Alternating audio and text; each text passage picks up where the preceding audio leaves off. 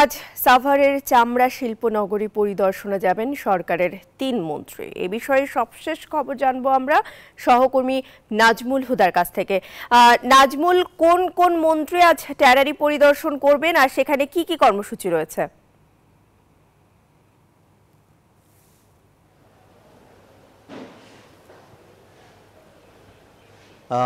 প্রিয়ঙ্কা, আপনাকে ধন্যবাদ। এই মুহূর্তে রয়েছি সাভারের চামড়া শিল্প ট্যানারি এবং আজিম ট্যানারিতে রয়েছি। এখানকার যে এখনও দেখছেন যে যে ঈদের যে কুরবানির পশুর চামড়া, সেই পশুর চামড়া কিন্তু এখন লবণ এবং এখনও কিন্তু দেখছেন যে প্রক্রিয়াকরণ যে কাজটা লবণজাত সেটা কিন্তু আসলে করছে।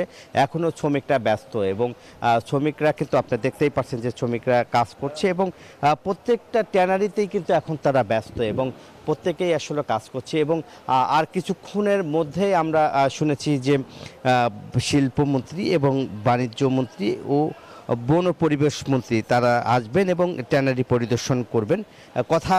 কথা বলছিলেন যে তারা এই বিষয়গুলো নিয়ে এবং চামড়াগুলি তারা কিভাবে আসলে এসেছে, লবণজাত করা হচ্ছে কিনা এবং নদী দূষণ হচ্ছে কিনা এই বিষয় নিয়ে এবং সিইটিবি কার্যকর কতটুকু সেগুলো আসলে দেখতে আসবেন এবং এই বিষয় নিয়ে কিন্তু তারা পরিদর্শন করে এরপরে কথা বলবেন এবং এবার কতটুকু আশাবাদী তারা মনে করছেন যে বা পরিবেশ বান্ধব ট্যানারি করার কথা বারবার বলা হচ্ছিল, সেটা কতটুকু তারা কাজ করবেন সেই বিষয় নিয়ে কিন্তু পরীক্ষা নিরীক্ষা করবেন, যাচাই বাছাই করবেন এবং তার আগে কিন্তু তাদের সচিব মহোদয়রা এসেছিলেন এবং তারা দেখেছেন এবং সন্তোষ প্রকাশ করেছেন। তারা বলছেন যে গত কয়েক বছরের তুলনায় এবারের যে সাভার চামড়া শিল্প ট্যানারির যে সিইটিবি তারা বলছে যে আনুষ্ঠানিকভাবে তারা ঘোষণা করতে পারে যে এখন তারা পুরাপুরি কাজ করবে এবং এছাড়াও আরও যদি নতুন কোনো সিইটিবির প্ল্যান থাকে সেটাও তারা দেখার পরে সিদ্ধান্ত নেবে।